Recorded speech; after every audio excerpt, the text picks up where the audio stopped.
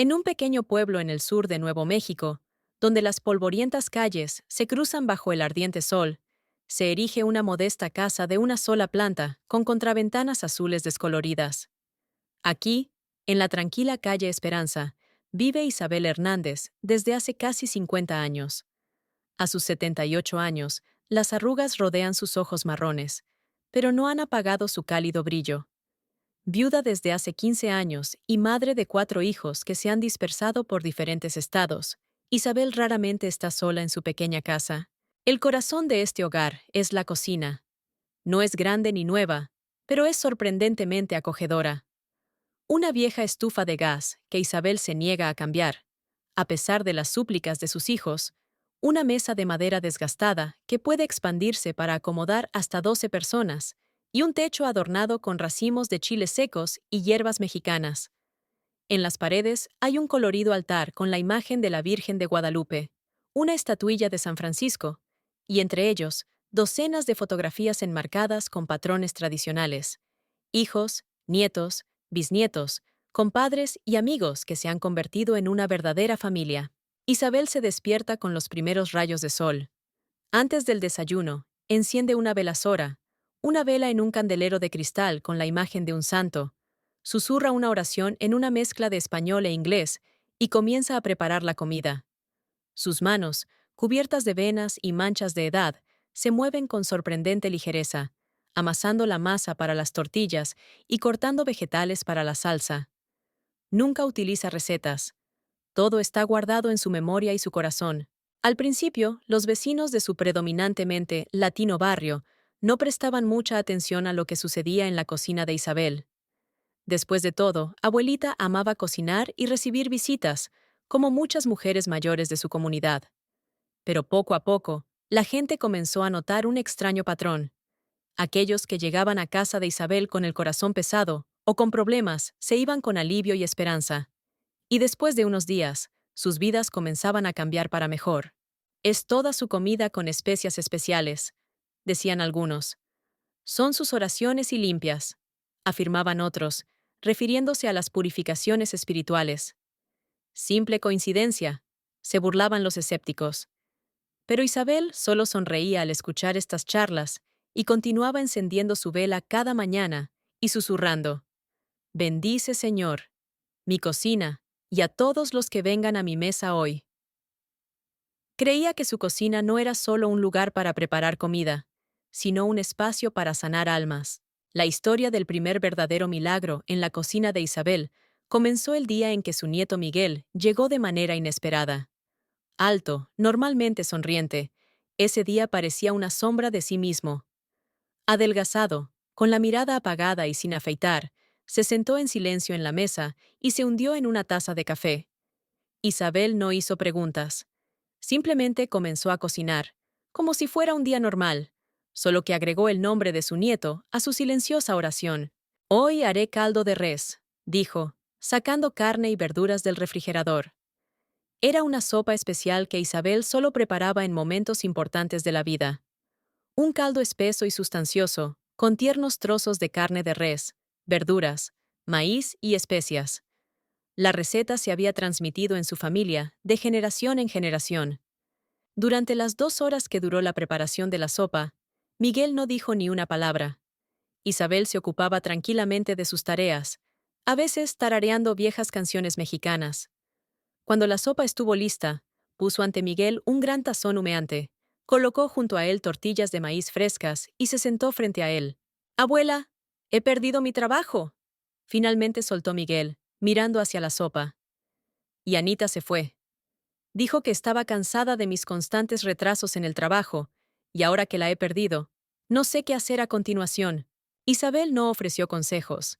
Simplemente escuchó mientras su nieto comía la sopa, y poco a poco se desahogaba.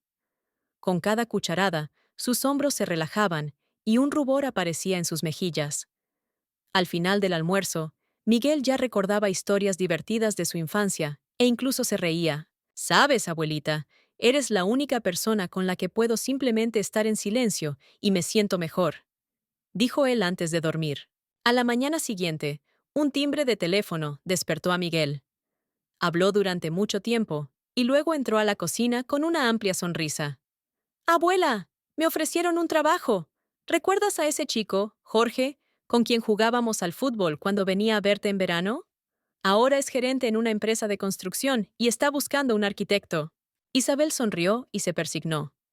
Cuando su nieto salió corriendo a recoger sus cosas, ella susurró en voz baja: «Gracias, señor, por este regalo».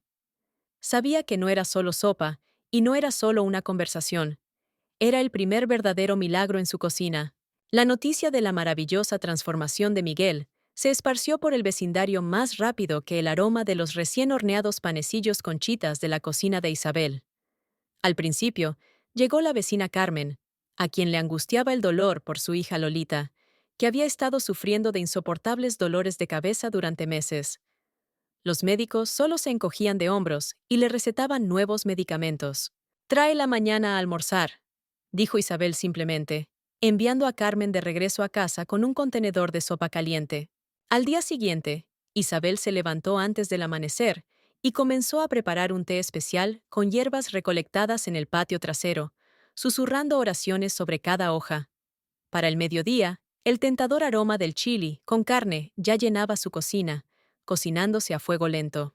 Lolita llegó pálida, con sombras bajo los ojos. Isabel la sentó en la mesa, le puso las manos en las sienes y susurró algo en voz baja. Luego le puso delante una taza de té aromático. «Bebe a sorbos pequeños y cuéntame», le pidió suavemente. Para sorpresa de Carmen, la habitualmente reservada Lolita comenzó a hablar. Primero sobre el dolor, luego sobre el miedo, y después sobre los sueños que temía realizar. En 3 horas en la cocina de Isabel, la chica pareció despojarse de un pesado peso sobre sus hombros. Una semana después, los dolores de cabeza de Lolita se volvieron menos frecuentes, y un mes después, habían desaparecido por completo. Para ese momento, la cocina de Isabel ya no estaba desierta. Llegó Rafael, el maestro de escuela, que había perdido el interés en su trabajo después de 20 años de enseñanza. Isabel preparó picadillo para él y escuchó sus historias sobre los niños y los libros. Se marchó habiendo ideado un nuevo enfoque para enseñar literatura. La viuda González también pasó, acompañada de sus 3 hijos, apenas logrando llegar a fin de mes. Para ellos, Isabel preparó una abundante carne asada y metió discretamente galletas y frutas en las mochilas de los niños. 2 semanas después, la viuda encontró trabajo en una panadería local. Isabel nunca le negaba nada a nadie. Cuando su nieta Rosa le preguntó de dónde sacaba el dinero para comprar alimentos para todas estas personas, ella solo sonreía de manera misteriosa. «El Señor envía justo lo que se necesita». Su modestísima pensión se estiraba de manera sorprendente, y los vecinos a menudo, accidentalmente, dejaban en su umbral paquetes de comestibles o flores. Isabel aceptaba estos regalos con gratitud, pero nunca pedía por ellos. Ella creía que si alimentas a los demás con amor, la comida nunca se agotará. El invierno trajo al pueblo vientos fríos, y la primera prueba seria para Isabel. En uno de esos días de diciembre, sintió un dolor agudo en el pecho mientras preparaba el desayuno. La habitación se desdibujó ante sus ojos, y Isabel tuvo que agarrarse del borde de la mesa para no caer. «Solo es cansancio», se dijo a sí misma, y continuó meneando la avena. Pero el dolor regresó una semana después, y luego otra vez y otra más. Después de las insistentes súplicas de su hija, que había venido por el fin de semana, Isabel accedió a visitar al doctor Ramírez. El diagnóstico cayó como un rayo en un día soleado. Problemas cardíacos que requerían tratamiento serio y posiblemente cirugía. «Necesita descanso, señora Hernández», dijo el doctor con firmeza. «Nada de esfuerzos físicos, nada de estrés». Isabel asintió, pero al regresar a casa no cambió nada. Solo comenzó a levantarse aún más temprano para poder descansar entre la preparación de los alimentos, y aprendió a cocinar sentada cuando el dolor se volvía insoportable. Por las noches, cuando la casa se enmudecía, Isabel encendía una vela junto al icono y mantenía largas conversaciones con Dios. «No le tengo miedo a la muerte, Señor», susurraba. «Temo no poder ayudar a quienes lo necesitan. Dame un poco más de tiempo». Sorprendentemente, la enfermedad la hizo aún más sensible al sufrimiento ajeno. Ahora Isabel podía casi sentir físicamente el dolor de aquellos que venían a su cocina. y tal vez por eso su comida se volvió aún más milagrosa, como decían los vecinos. El más sorprendente milagro en la cocina de Isabel ocurrió en un lluvioso día de primavera, cuando en la puerta aparecieron casi al mismo tiempo Lupita Vargas y Rodrigo Salazar. Dos vecinos que vivían uno frente al otro, no se habían hablado en más de 15 años, y todo el barrio conocía la historia de su enemistad.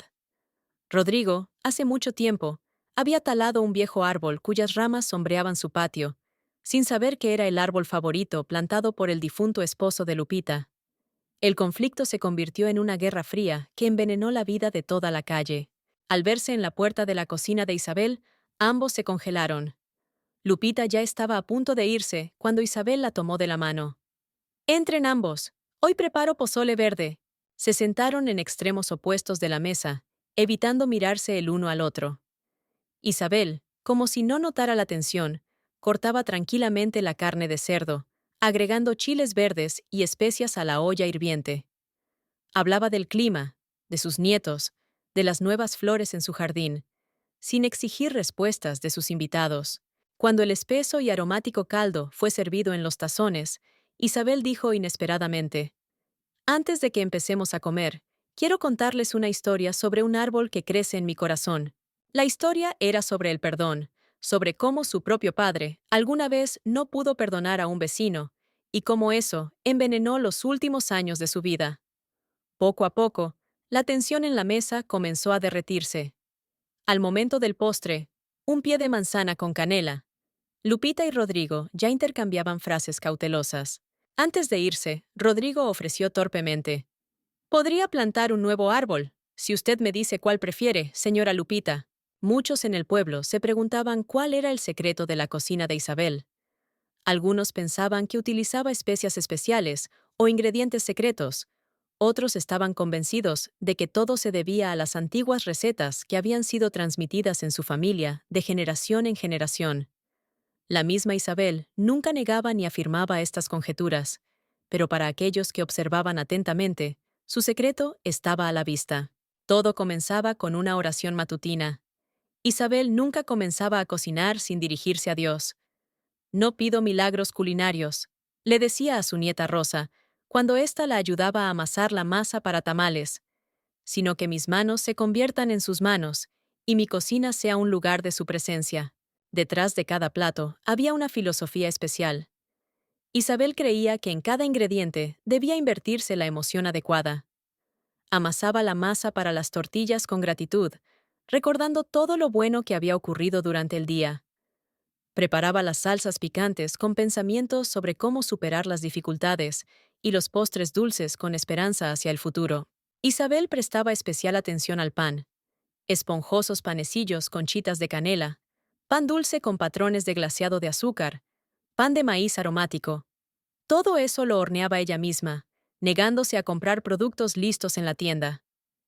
«En el pan vive el alma del hogar», decía ella.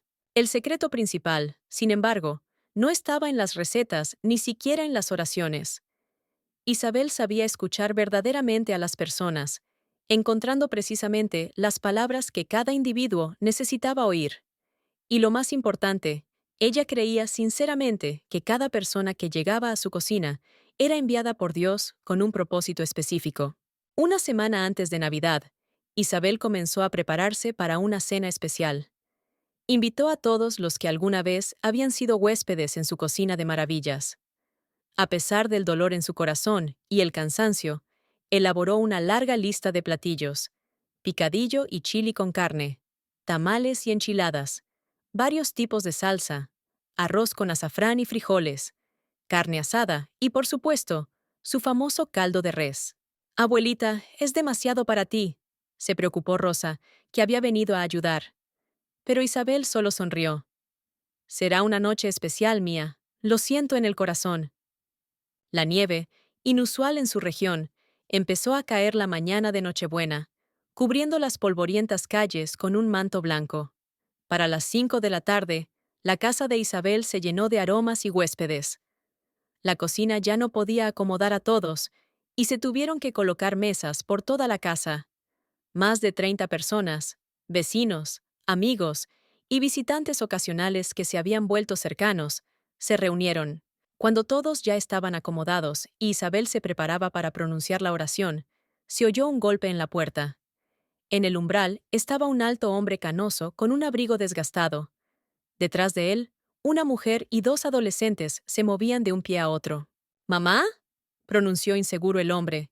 Isabel casi se cae al reconocer a su hijo mayor, Juan, a quien no había visto en casi 10 años después de una difícil pelea. Estábamos pasando por la ciudad. Vimos luz en las ventanas. Perdona por aparecer sin avisar, comenzó él. Pero Isabel ya lo estaba abrazando, llorando y riendo al mismo tiempo. Esa noche, en la mesa, Isabel reunió a todos sus hijos y muchos nietos, vecinos y amigos, como una gran familia latinoamericana, unida por algo más que lazos de sangre. La primavera trajo al pueblo vientos cálidos y el florecimiento de los naranjos. En la cocina de Isabel nació una nueva tradición. Cada viernes invitaba a algún joven a enseñarle a cocinar platos especiales. La mayoría de las veces venían Rosa y otros nietos, pero a veces también aparecían los niños del vecindario.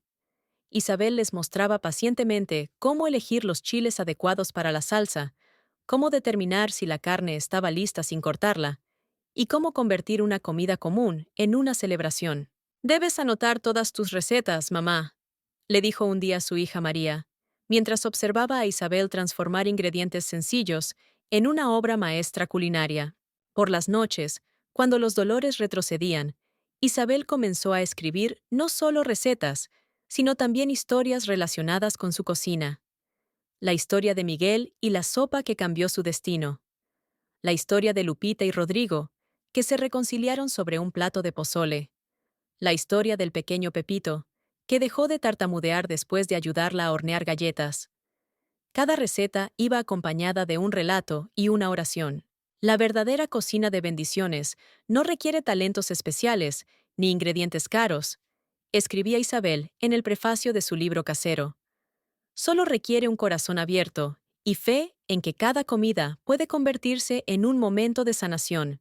El doctor Ramírez, que venía a verificar el estado de Isabel, observaba con asombro que, contrariamente a sus pronósticos, ella no solo no se debilitaba, sino que parecía hacerse más fuerte. Quizás en su cocina realmente suceden milagros, señora Hernández, bromeó una vez. Isabel le sonrió con su sabia sonrisa. Doctor, el verdadero milagro no es que mi cocina cure a los demás. El verdadero milagro es que al sanar a los demás, me sano a mí misma. Gracias a ustedes, queridos espectadores, por pasar este tiempo con nosotros en la cálida cocina de Isabel Hernández, donde la comida simple se convierte en bendición y los encuentros comunes se transforman en milagros. Si esta historia tocó su corazón, quizás en su vida también haya un lugar que pueda convertirse en la cocina de bendiciones para aquellos que lo necesiten. No olviden suscribirse a nuestro canal para no perderse nuevas historias sobre personas comunes con una fe extraordinaria y amor hacia los demás. Dejen sus comentarios, compartan sus historias y denle me gusta si les ha gustado. Cada una de sus reacciones nos ayuda a crear más videos conmovedores como este. Hasta la próxima.